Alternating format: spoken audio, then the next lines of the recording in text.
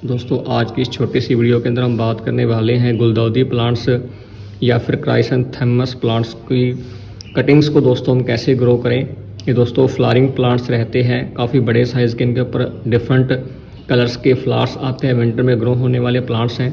दोस्तों इनकी कटिंग्स को हम कैसे ग्रो करें, किस टाइप की कटिंग होना चाहिए ग्रो होने के लिए, तो सारी बातें दोस्तों इस वीडियो में हम कवर करने वाले हैं।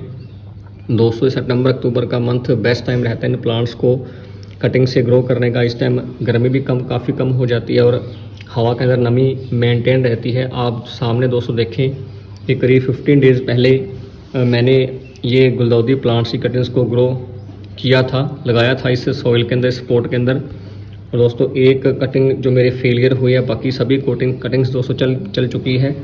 इनमें दोस्तों साइड में से जो ग्रोथ है वो शुरू भी हो चुकी है, काफ़ी हेल्दी दोस्तों कटिंग रही है। तो किन किन बातों का ध्यान रखना, सबसे पहले दोस्तों कि कटिंग्स को सिलेक्ट कैसे करें। जो भी आपके पास जो पुराना प्लांट है या फिर किसी दोस्त के घर से या फिर नर्सरी से जो प्लांट्स ग्रो हो रहा है गुलदाउदी का, उसका टॉप वाली जो ब्रांच रहती है जहाँ से नया फटाव होता है, उसमें से करीब इस साइज़ की 2 से 3-4 इंच लंबी दोस्तों ब्रांच को आप कट कर लें। नीचे के लीव्स को हटा दें, बिल्कुल जो सिरा इसका बिल्कुल वो साफ़ कर ले कैंची या साफ़ कटर से। तो इस तरीके से दोस्तों कटिंग्स को सिलेक्ट आपने करना है। ऊपर जो इनके लीव्स रहते हैं वो 3-4 लीव्स आप छोड़ें, ज़्यादा लीव्स हैं तो उन्हें आप कट आउट कर दें। और हेल्दी कटिंग्स दोस्तों आपने सेलेक्ट करनी है। उसके बाद एक पॉट के अंदर आप सॉइल और सैंड का मिक्सचर डाल दें, जो गार्डन सॉइल रहती है, या फिर आप कोकोपीट वगैरह का भी यूज़ कर सकते हैं, सैंड का भी यूज़ कर सकते हैं उसके लिए। तो उसमें दोस्तों आप इस तरीके से थोड़ा गैप डाल के इन कटिंग्स को लगा दें। और अब दोस्तों बात करते हैं कि जो मेन प्रॉब्लम रहती है इन कटिंग्स के फेलियर में, कि इनको हमें रखना कहाँ है। हम कटिंग्स भी हेल्दी सेलेक्ट कर लेते हैं और बढ़िया सॉइल में लगा देते हैं, फिर भी कटिंग्स हमारे फेलियर हो जाती है। क्योंकि दोस्तों हमें इन कटिंग्स को वहाँ रखना है जहाँ सुबह या फिर शाम एक टाइम इनको जो हल्की सनलाइट इनके लीव्स को मिले।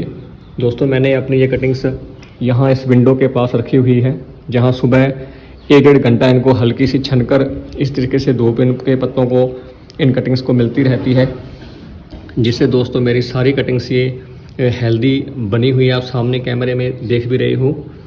तो और दोपहर में और शाम को यहाँ दोस्तों धूप नहीं आती, तो हल्की सनलाइट है एक टाइम 2 घंटों की, 1.5 घंटे की इन प्लांट्स को, इन कटिंग्स को मिलना ज़रूरी है। दोस्तों इससे ये कटिंग्स आपके सक्सेस होने के चांसेस कई गुना बढ़ जाते हैं।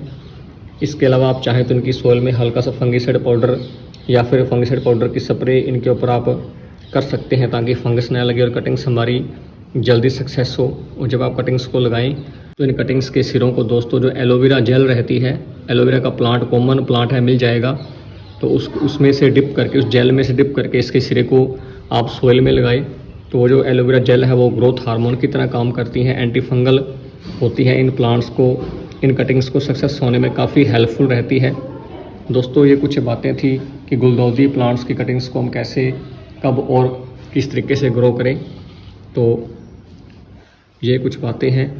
तो मिलते हैं दोस्तों फिर कभी और वीडियो के साथ।